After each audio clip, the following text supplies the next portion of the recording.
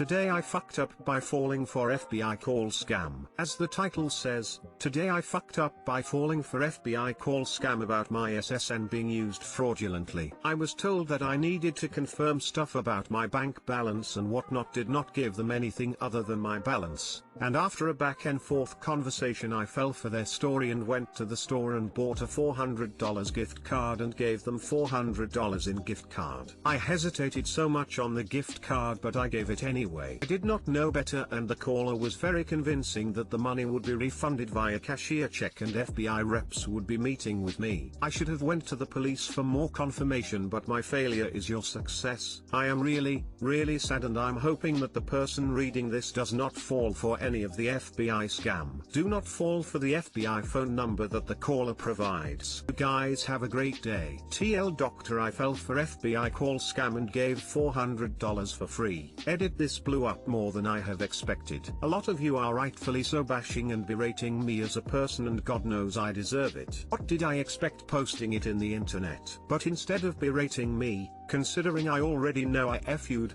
just have the decency of posting helpful tips and how to avoid being scammed like I did. Doesn't matter how dumb, I fell for it anyway. I'm sure others that have seen this post have helped them see a general idea of how the fake call scams worked. Hope my failure is to your benefit. Edit 2. A lot of you are saying, why would an FBI want a gift card? It wasn't because they wanted a gift card personally. In the conversation/story the caller had me believe it's for account theft purposes and to have proof of all my balances. Just typing this edit out, it's already killing me inside. But yes, I know all the signs are there, but what can I do but move on from my FU and hopefully spread this information to the unaware, no matter how dumb it is.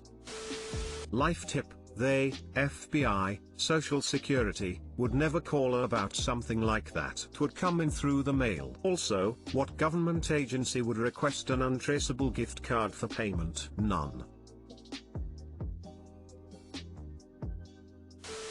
I have a client who fell for an Apple scam. She lost thousands of dollars. I caught her in a very vulnerable moment, and tar is all it takes. The clerk at Target tried to stop her by asking why she was buying so many gift cards, and she lied to the clerk. If it didn't work, they wouldn't do it. I am so sorry. This is why I never answer unknown callers. Period. I figure anything important will leave a message and I will call them back. Why would a reputable government agency want payment through gift cards? That's just beyond the pale ridiculous.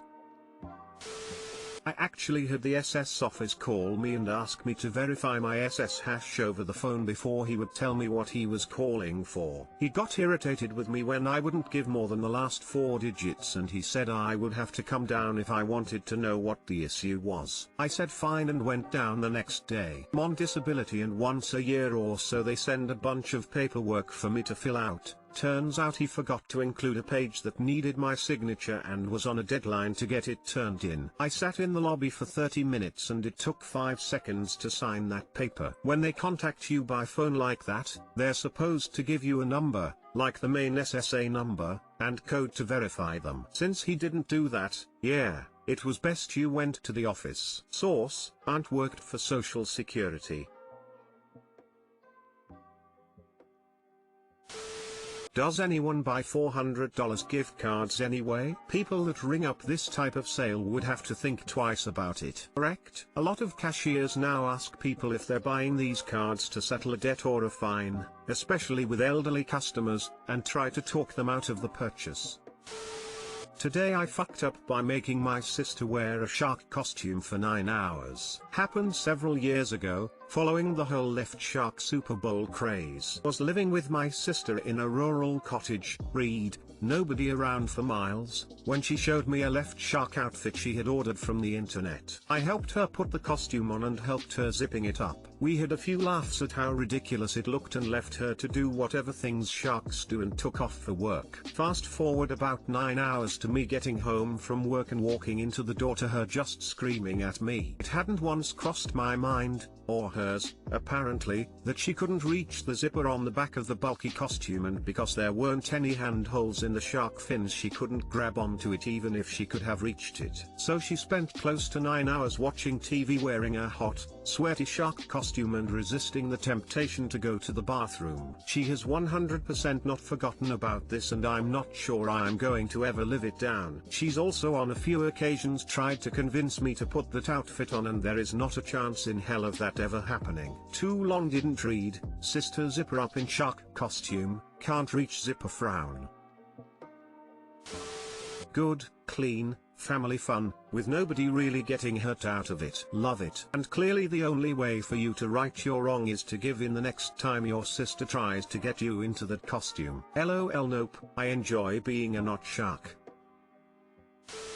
Was she still a child, or was she actually grown up? It is funny either way, but trapping an adult person in a shark costume is comedic gold. She was 19-ish at the time. Should have just ended it with Finn. Shit, missed opportunity. Left her to do whatever things sharks do. This is amazing. Genuinely made me chuckle. This is the gold that true proper family memories are made. Chuckle. Today I fucked up by thinking I invented a new insult. This wasn't today, or in the last 20 years. It was 26 small years ago when I was 5 years old, but my father was telling me stories today and reminded me of this. When I was younger, my parents were very strict about how me and my sister shouldn't use bad words, specifically insults. So I made it a game to invent new words that I could call my sister whilst avoiding getting spanked. I was banned from calling my sister an idiot, so I tried calling her a schmidiot, or a didiot, or a bidiot, but my parents caught on and stopped me. So I tried calling her a moron, but instead said Bloran, or Toran, or Doran, but these didn't have a good enough impact and nobody noticed. I went off into my room and was playing around with words, and one of the books I had on my shelf was the Twits, so I was messing around with that. Twit, grit, swit, twat, twat, and then invented a word that had a punch to it, twat. So I marched downstairs, into the family room. My sister asked me what I was smiling for, so I shouted, "Nothing, you twat." Next thing I knew, my mother took off her shoe, threw it across the room and hit me straight in the face with it, and I was grounded for a week. Turns out somebody invented it already. Too long didn't read. Thought I was being smart by calling my sister a twat. Turns out I wasn't. You know that age when you're thinking about sex a lot, even though you don't really know anything about it? About that age I remember thinking about the concept of 69, but had no idea it already had a name. So I came up with one. I called it Twisty Fun. I was a weird, horny kid. Can imagine you and a girl on heat and you be like, "Hey, wanna do the Twisty Fun?" and it just turns the heat off completely. This reminds me, since I'm American, I'm not familiar with British slang, and I saw a meme that was like Happy Treason Day, you filthy twats, on the 4th of July, and I told my family about it during lunch and they all looked at me funny. Figured it meant something like idiot or jerk in a joking way, but nope. Learned the hard way that it's slang for vagina and is the equivalent of calling someone a dick. It's definitely both depending on delivery.